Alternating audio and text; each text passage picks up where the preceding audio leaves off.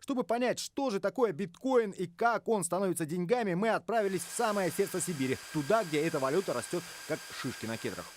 Это не кадры из фильма «Матрица», это реальность. Похоже, в России биткоин начинает выходить из тени. Мы сейчас находимся на самом крупном на всем постсоветском пространстве настоящем цифровом монетном дворе.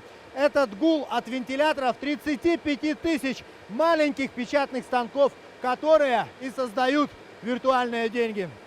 Биткоин не зависит от курса нефти или золота, не подчиняется ни одному государственному банку мира, но без электричества его существование невозможно. Словно рубль, состоящий из копеек. Эта валюта собирается компьютером из уникальных цифровых кодов. Здесь, на крупнейшей в России майнинговой ферме, которая потребляет целых 100 мегаватт в час, своих золотые майнинг-аппараты размещают игроки со всего мира.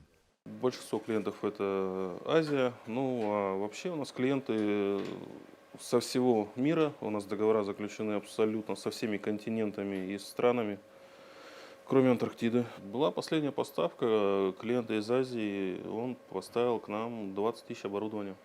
Благодаря свободным мощностям Братской ГЭС и Северному холоду 70 тысяч аппаратов в нескольких цехах фермы вырабатывают примерно 10 биткоинов в сутки. По сегодняшнему курсу около $500 000. Это такой огромный АТ для майнеров. Стоимость одного места от 4 до 8 тысяч рублей в месяц. Все зависит от оборудования.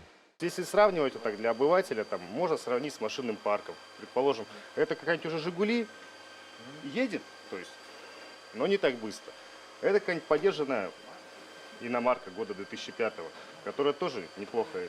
Ну и, соответственно, флагманы, которые сейчас выходят, это уже какая-нибудь гоночная машина, скорость у нее больше, возможностей больше.